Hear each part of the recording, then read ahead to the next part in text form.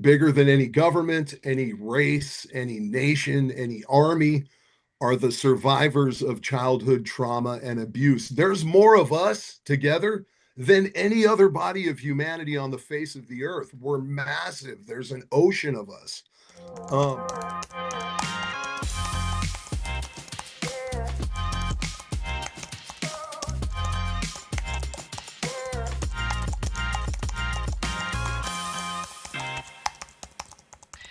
Welcome back, everyone, to Contraposition. And this is the podcast where we explore complex stories and justice and society. And mostly we like to talk about the solutions for these.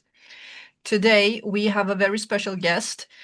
Um, and this is a guest that is known as the Alaskan Avenger, Jason Vukovich. So in 2016, he made headlines after he tracked registered sex offenders in Alaska and then confronted them, if confront is a good word here. Jason, you are very, very welcome. Thank you. Thank you. I appreciate you having me very much. Um, Go ahead. Yeah. So I think everyone that is watching our channel knows who you are, but briefly, can you please tell us who you are, how you came here, and well, this will be your story now. Yeah, sure. I mean, I'm just a guy like everyone else. And, fortunately or unfortunately, depending on how it started, you end up a product of your childhood. You end up a product of your life experiences. And for myself, unfortunately, for the early period of my years, being the product of daily beatings, being molested, years and years and years upon years of that in a person's life. I mean, I had enough. I climbed out the window and ran away from home at 15. um, I was up here in Alaska with these people. Had been adopted. My birth father, if you want to call it that, disappeared with some chick from the youth group of the church he was a missionary from. So I never met the guy. I never saw him after I was about 3 years old. But the new guy that showed up and adopted us, also from the church, what just to keep it simple, was a child predator. That's what he was. And so years of that, and understand as I answer questions or give people insight, all of this is knowledge I have now. At the time, during the process, I didn't understand what was happening with me. I had no reference points. I had absolutely no education about abuse or how you react to it. None of that. I was just a young person experiencing it. So I can tell you from the inside out, if you've been beaten and molested throughout your childhood, it ingrains into your psyche that you have no value. You are worth less. You are the object in the room being beaten and used for someone else's pleasure at their whim. Clearly, you have no value. You don't know that consciously, but that's what your subconscious has heard for years. So basically, at 15, I emerged into our world, uh, the product of that mindset. Therefore, all of the little things that now affect my life today started then. I didn't brush my teeth. Why would I? I don't give a shit about myself. I didn't care about my credit or maintain my credit score or make payments on time. Why would I? I'm worthless. I didn't invest in a career and an education and things like that. Why would I?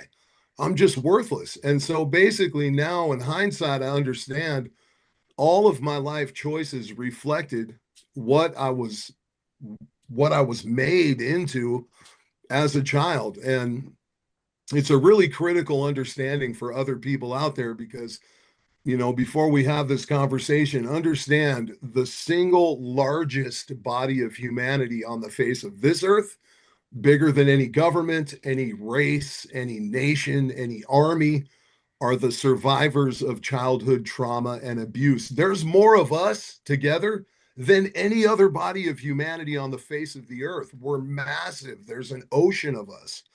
And the thing is, as a product of that experience, I became a thief. a liar. I never made a choice that reflected I cared about myself. All of that adding up into the series of assaults, which are really just more crimes, that got me nationwide notoriety or fame, however you want to call it. There was a seed that was planted in me when I was young, and it took a long time for that seed to blossom. And when you're a child, or maybe a female or a male, and you're in the position where there is a predator who is victimizing you, in my experience, all of those years, probably hundreds, maybe even 1,000 times, every single time he came in the room, I lost. I lost every single time. I never won. I wasn't strong enough. I was too weak. I couldn't fight him. And growing up as an adult, I'll tell you this, you could say, yep, he hunted down predators on the sexual registry and bashed them out and took their shit. Yeah, yes, I did. But I'll tell you this, what I really did was walk in the room with a predator. And I'll tell you this, every single time I won. This time I won. And it's not a socially acceptable thing to say to people, because I will tell you this, there is nothing, no process, no therapy, no counseling in my experience that gave me my heart back like those moments. Walking out of that room, as violent and as outside of my normal character as that behavior is, I'm not a violent guy. I don't have some history of years of assaults and all of these type of things. Um, it actually took a lot of effort and energy on my part to invoke that spirit, which allowed me to do those things. But I walked away from those interactions with something, excuse me, with something precious, which was, this time I won. I won. And those moments are so, they never happen during your years of abuse. They just don't happen. So to have those, man, it was powerful for me, for my soul. And then, you know, you got to realize it's a crazy experience, because you get arrested and thrown in prison. Now your experience is not with the internet, people saying, oh, you're a hero. It's not with the outside world saying you've got a superhero name now. Isn't that great? Your experience is a decade inside the Department of Corrections, where all of my interactions are with a person in authority telling me, you're wrong, you're bad, you made shitty choices, you made more shitty choices, you're a danger to the community. Matter of fact, if you read my pre-sentencing report, this is no exaggeration, the final paragraph of my pre-sentence report was the state telling the judge it is a waste of the state of Alaska's resources to invest any effort in rehabilitating this man. He Wow. has Oh my such God. a long history of being a thief and now violent. He's just going to get worse, et cetera, et cetera. That was the final paragraph, no exaggeration. Fast forward a decade in prison, 30,000 signature petition for my release when I hit the parole board. I managed to find one probation officer inside the prison, excuse my language, that has a ball sack and will speak the truth. And he wrote a recommendation to the parole board. And if you compared the two paragraphs, you would see they're not talking about the same human being, which has been me the entire way.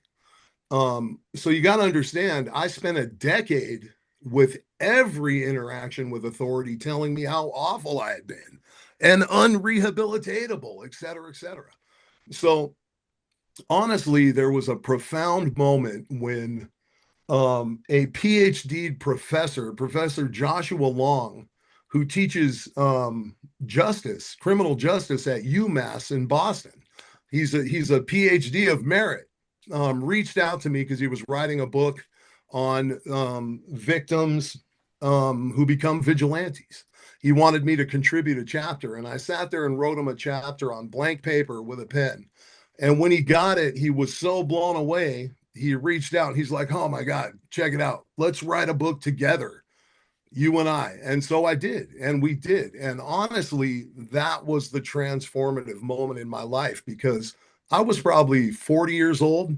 And that was the first person of merit ever in 40 years that told me, hey, bro, you matter. Your experience matters and your voice, it matters. No one had ever told me that before, ever. And I pretty much needed that convincing because I had to think to myself, well, okay, well, this dude is a PhD. And interestingly, as a professor of justice, you know what his unanswered question was for the sage in the prison on the mountaintop? Please define justice for us. We haven't defined it. And you've got to understand you have a justice system today. They haven't even defined justice. They haven't. They say they're enforcing it and they're the department of it. They don't even have a definition for justice. What is it? Did I exact revenge or was it retribution? And ultimately, that was the punch in his intellectual face that I gave him. I sent him a letter, a story of two brothers, revenge and retribution. And I explained to him through that story that what you people have built is a system of revenge. That's what it is. You hurt this guy, so we're going to hurt you. You hurt this people, so we're going to hurt you. That's what it is. It's a system of revenge. If it was a system of justice and I had just smashed out pedophiles because I'm trying to do something for my community in this issue, they would have sentenced me to 10,000 hours of community service. Go work in the parks, go work with kids, go make sure they're safe. They would have sentenced me something that pertains to justice. There is no justice. There's none. And to that end, and then believe it or not, I'll let you ask a question. You know, I'm a simple is genius thinker. That's how I am. I always wanted to be the guy that walked in the room and knew how to untie all those knots because everybody else is great at tying knots. I'm telling you right now, I've seen people create the most complexity around these circumstances and situations. Um, Everybody is proud of the complexity they can make of every issue. I wanted to simplify it. And so in my cell, I wrote a letter. And you know, it was interesting because the local press was very favorable to me. Every time I wrote the newspaper a letter, they published it front page. Wow, it was great. So I wrote a letter to the prosecutor and I said this: I will plead guilty to any combination of charges that you wish. However, I have one caveat, and that is my sentence is to equal in length what each person I assaulted served in prison for their crime against a child. And I'll serve all of their sentences back to back to back. So I smashed out one dude with a hammer. You know what he did? He molested a 10-month-old baby. Oh. He was one of those deviants who is in a segment. It is a category officially, a psychological category. They get pleasure from sticking objects inside of infants. That's who he was. So, you know what he did in prison? 2 years. 2 years. There was another guy convicted of hard R'ing his own daughter. You know what he served in prison? 1 year, 8 months. There was another one who was a full time child pornographer. He served 3 years in prison. So I told them I'll serve his 2, his 1 8, his 3. And how about this? I'll serve the 3 years suspended that you gave my dad when he was convicted of molesting me. They suspended his whole sentence, no time at all. So I told him 9 years, 9 months, run that. I'll serve all these maggots time back to back to back. And they laughed that offer out of the courtroom. They were shocked at my audacity. How dare I bring this sort of a thing to the court of justice? That's not how we administer law here. It was just a testament to my ignorance and my arrogance, et cetera, et cetera. So to protect the community, interesting point. The judge says, I must send a message to the community. And so what did he do? He walked out and gave me a sentence that was 3 times longer than all of the pedos combined because I had the audacity to assault people who victimize kids. So to me, the message was loud and clear. You couldn't miss it. If you come to the state of Alaska and you want to victimize children, it's not a big deal. But if you come here and you victimize people who victimize children, yeah, we're going to dig a hole for you under the jail. That tells me th that just tells me who they are, who Yeah. the kind of people we Yes. have within the justice system. It's that's Yes. you cannot Yes. you cannot there is no other way to look at it. Exactly. And again, interestingly, when I get released, then I find out what my experience was all about because I got a million questions. Oh my God, they probably treated you like a god in jail. You probably had everything in jail. Let me tell you what the reality is. For years, I could not understand why these cops were so intensely negative in their interactions with me. Extra strip outs, more drug tests, phone numbers blocked. It was insane, right?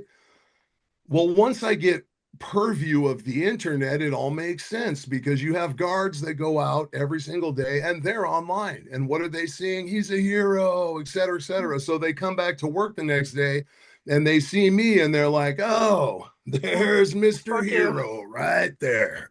Well, let's see what Mr. Hero's up to today.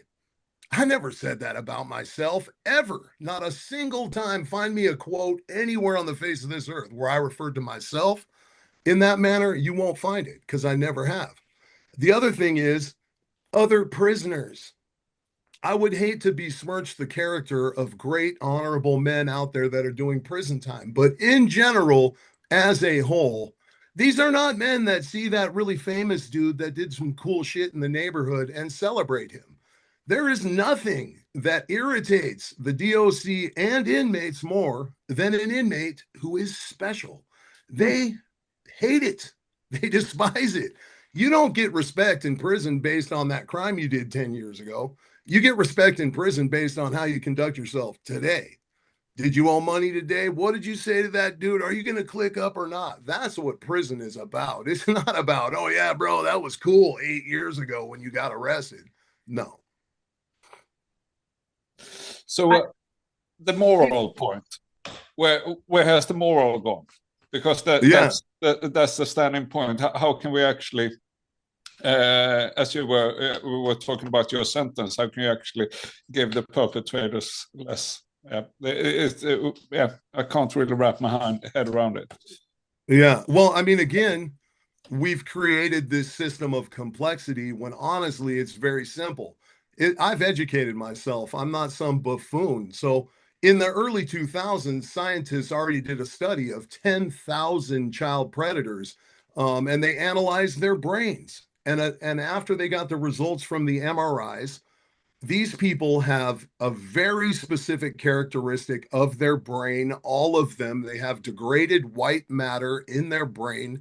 You could either say it's a different brain than ours, or you could say it's an identifiable difference in the brain than ours.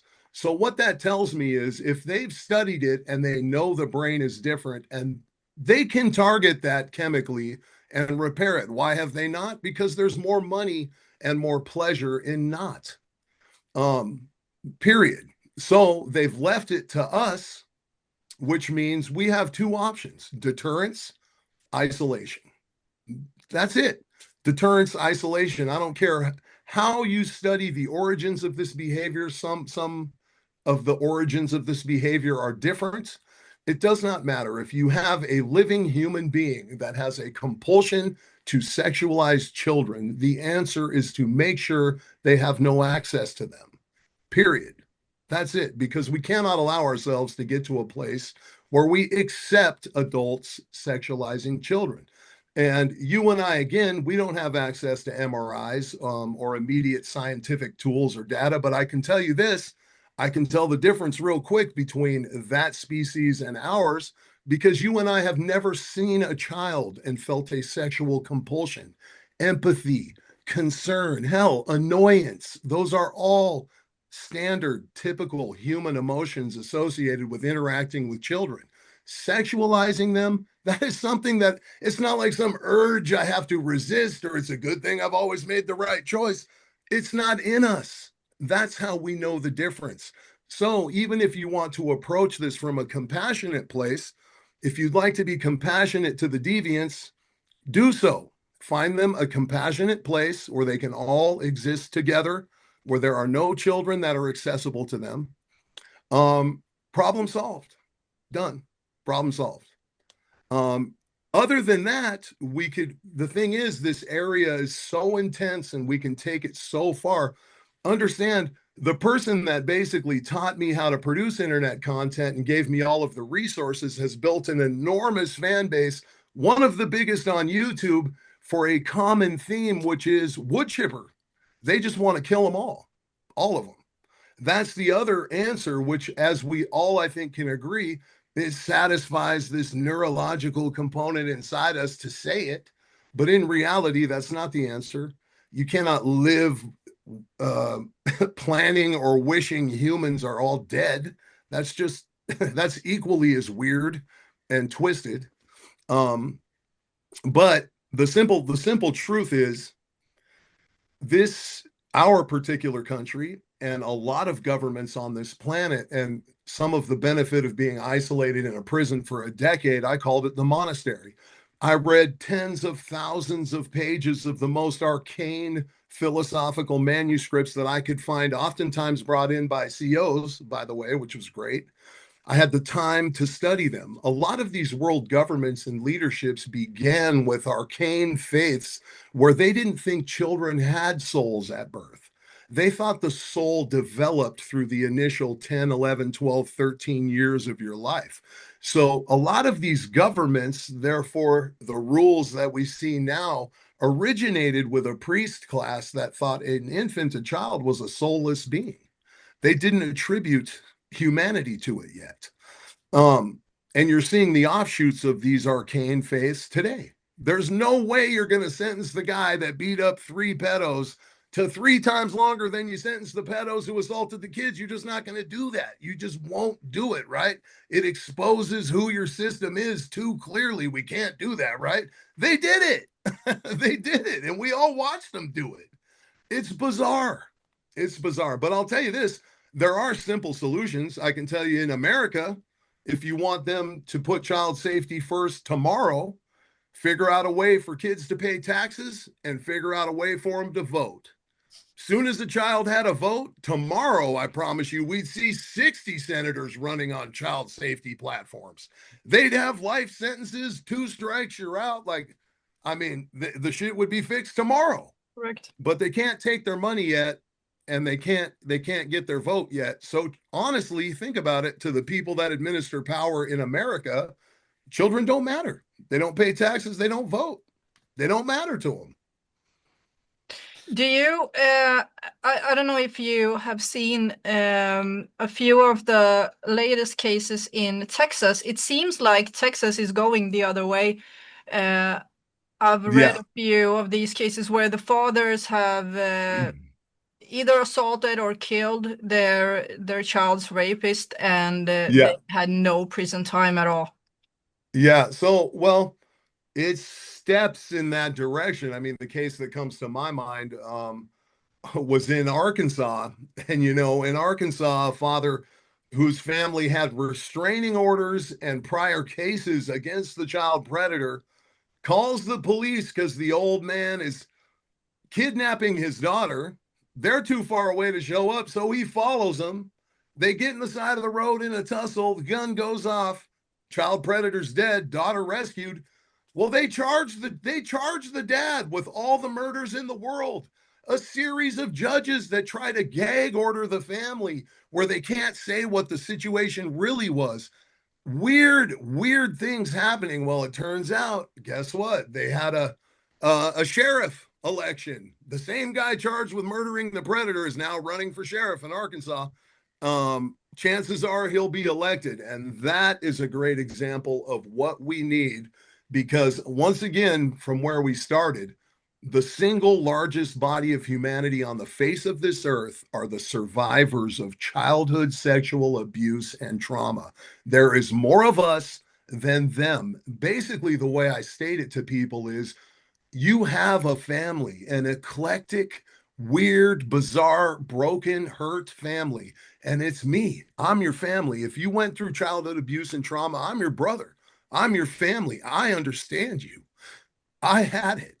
And when you speak that to people, you have to realize the single prominent characteristic of childhood abuse is isolationism. Step number one, I isolate to protect myself. And I definitely don't tell you about the shameful things that happen to me because why would I? So we isolate. Then the next layer from isolationism is removal from all of the systems that harmed us. So now we sit back and criticize and we talk a lot of shit, but we don't get off our ass and do anything because I'm hiding. And there's an ocean of us. Just think of the power there. If we all decided all over the world, all of us that are survivors are going to stand up and step forward on the same time, on the same day. And we're going to tell these people in power, check it out. No more taxes until it's one strike, you're out. You sexually assault, grape a child. You're done. We're done with you. You're done. We're done. You're going to go live in that box until you stop breathing because I'm not willing to risk another one of our precious future heroes to you. And I have yet to hear any sane, rational conversation or argument presented. Why do we need to give them another chance? Please tell me. Why do they need another chance? One strike, you're done. And I don't mean kill them. I'm not saying executions and pay-per-view and all that extreme, but I am saying one strike with our precious, precious, irreplaceable resource, which is our children. That is where all good things spring from. Invention, progress, healing. Everything comes from these children. They're so precious. And you tell me, somebody, please present an argument. You've already been convicted of assaulting a child sexually. Why am I giving you another chance with our precious resource? There isn't an argument. There isn't one. Oh, well, they deserve every single right that you and I have, with the exception of that one. And that's the freedom to circulate amongst us. They don't deserve that anymore. You lost that right with that one strike. You're free to do all the other stuff. Educate yourself, write letters, call your mom, live your best life on TV. But you don't have the right to circulate amongst us anymore because you harmed the least of these. To me, that's a simple ask. And I don't see why we can't compel world leaders to make it a priority. We have all the power. There's more of us than them. Do you think that this also has to do with what the Epstein files have shown, that it's a simple blackmail tool for them? So it's all of them. It's in the justice system. It's 100%. Yeah. 100%. Yeah. And the problem with perspective is that it is virtually impossible for me to give you mine, just to give it to you and to have you actually see things how I do. So people have a hard time getting perspective on how saturated your world is with people that have compulsions that you've never had. It's not, you can say the Epstein class and list, but what about all the scientists that handle nuclear bases? There's a bunch of them. What about that doctor you went to see? There's a bunch of them. What about your spiritual leaders? Bunches. I just did a story yesterday. 2 Philadelphia pastors across the street from each other using food to force children to perform sexual acts before they would feed them. The World Garden Prayer Center, the head pastor. It's insanity what's happening in our world. So the only thing we can do is accept reality. This is our reality. Guess what? Kids, when I take you to the pool and drop you off, you thought it was a swimming pool, but it's shark infested, period, every time. The mall, the movie theater, your school, your church, every single place you go. Matter of fact, now, child psychologists, child psychiatrists, child specialists, therapists, all of them getting busted. Pretty much the new mandate in our world, sadly, is this, and I tell people this over and over and over again. You cannot trust your precious child with any human being alone. You can't. You can't. It's the pastor, it's her friend. You can't. I'm sorry. I'm going with you. We'll all be there together. It's cool. But you just can't, man. You just can't. And the reason why is because there is no punishment. And you got to see how sick it is. Go to prison. All of the child predators, pretty much the staff in a prison, their primary role to protect them, make sure we don't hurt them. So they have their own rec, their own store, their own library, their own everything. All of the cops protect them. God forbid you make one of them scared, they'll throw you in the hole for 90 days for an investigation. You might have threatened him. And then you come back out, no job, your property's gone, all your shit's fucked. And it says on your parole you were in the hole for investigations, possibly threatening pedos. You know how this is how they do it. So there really is only one answer. And again, this stems from the simple is genius. And I will be the person that walks in the room and unties the knot. And I will tell you, does not matter. If you actually have compassion for humanity in general, then number one, you must make decisions and take actions that demonstrate that you care about children. You cannot convince me that an adult child predator's life priorities precede the value of an innocent child. They don't. And that's all we all need to do. All of us, every country, just accept it. One strike, you're done. You have just violated the sacred bond of our community, which is you don't sexualize a child. If we catch you, you can't circulate amongst us anymore. Goodbye. I don't even care about all the death and the wood chipper and all that crazy stuff. I don't care about any of it. Just isolate them. Goodbye. It's a wrap. And I promise you this, once enough uncles, dad, Larry, Jeff got locked up for life, I promise you, you'd have a whole lot of dudes that would be like, man, but if I do, deterrence, it works. That's why what I did works. It works for the victims. It works for the perpetrators.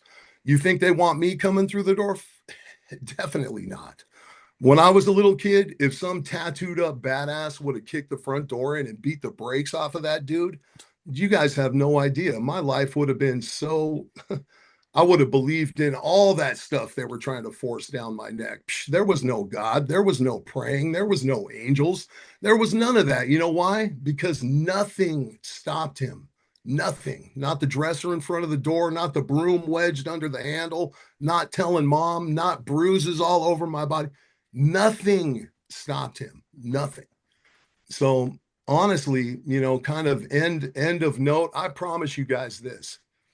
I cannot advocate violence for anybody else anywhere else, but I assure you, every single night I laid my head down on a pillow in a prison, wherever they stuffed me, I slept great because I knew at least this many were out there, and guess who's not coming through the door tonight?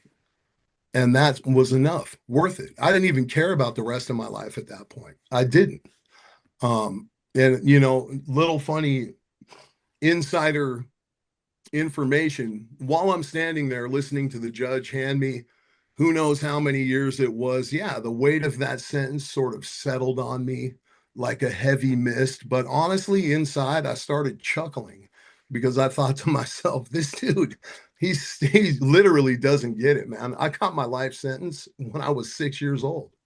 That's when I got it. That's when every single thing that I could have been, should have been, would have been was taken from me by a child molester. And then fast forward 25 years, now I'm getting sentenced and going to prison for hurting one of them or three of them or however many it was. Unbelievable. But you got to give credit where it's due. And I tell you what, this world that we live in, man, every single thing, I promise you, every single thing that you project out to the gorgeous, reliable, faithful Miss Universe, she returns to you in kind, in her time. I promise you that.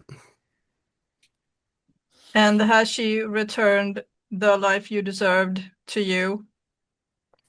I think she's returned the job that I was qualified for. Because funny thing about blessings, they're active and participatory. There's no such thing as thanks, appreciate that, now go enjoy. Every single blessing is participatory. It requires work. So I think I'm definitely qualified for the job. The massive hole in this landscape, which is necessary, which is somebody with experience has to come through with a sane, rational solution to this problem, and it's sitting right in front of the table, in front of all of us. Just nobody wants to cost themselves the voters or the tax money to make the call. It's sad. It's a sad point that society overall has come to a place where we're not actually standing up for the weak or the children. That's right. That's depressing right. to see, and we need to fix it if we want That's right. a society that's thriving and we're That's able right. to live together. That's right. Well, I appreciate you guys very, very much, and I'm very sorry I didn't let anybody ask a single question. You told us everything that we wanted to ask you anyway, so thank you for coming, Awesome. Jason. It was such a pleasure to talk to you. Of course. Awesome. I appreciate you guys very, very much. And you guys, I want to remind everybody every single time that it's what I say, man, we're all of us underneath the same sun rises over you that rises over me. And a lot of division and a lot of polarity out there, especially around politics, man. And funny thing is, I haven't voted in 12 years. Theoretically, I'm still incarcerated. I have an ankle monitor on. I can't vote for another 3 years. So I'm the least political person you'll run into because I can't even vote. My vote doesn't even matter at this point. But I do think it's important for us to take the time to remember that, man. All of us, we're under one light. Beautiful. Thanks a lot. Hope to talk to you another time, Jason, and have a great day. Thank you. Appreciate you guys. Thank you. Send me the link when you're ready to post it. I'll put it out on all my stuff. Absolutely. Perfect. Okay, cool. Take All care. right, All guys. the best to you. Yep.